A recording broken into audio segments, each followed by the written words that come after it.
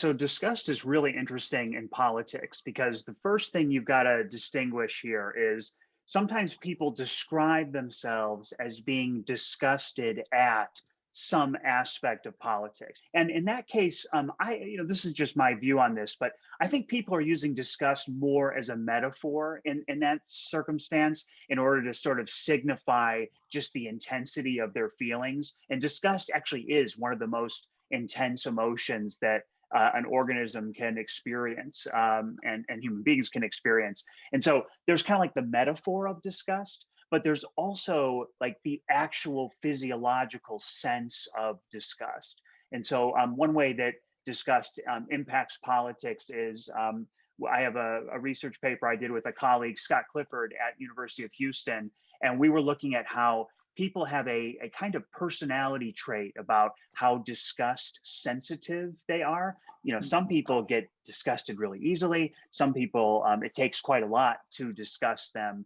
And we look at basically the correlation between that personality trait and their attitudes about different kinds of politics.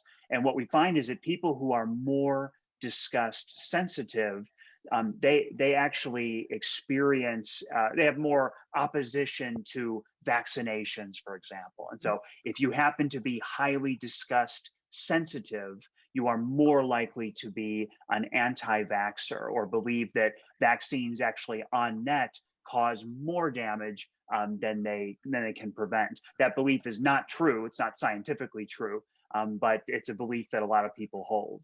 Another dimension of this that I think is related is early childhood brain development and how toxic stress can impact subliminally how children react to situations later in their lives.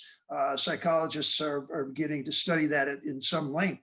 And we find, for example, children who are raised in a much more unsettled home and experience a lot of toxic shock, or toxic stress, I should say, are more apt to react in a defensive way when they are threatened as they perceive it, or they're more apt to see things as threatening that other people would not see as threatening. So they have this kind of, I guess what they call it is flee or fight kind of mentality. And so a lot of this is sort of baked in very early. And in the same way that Dane was describing some people's, virtually innate disgust thresholds, I think, some of us have, scars from childhood that are going to shape, even if we're not aware of it, some of our political reactions to things.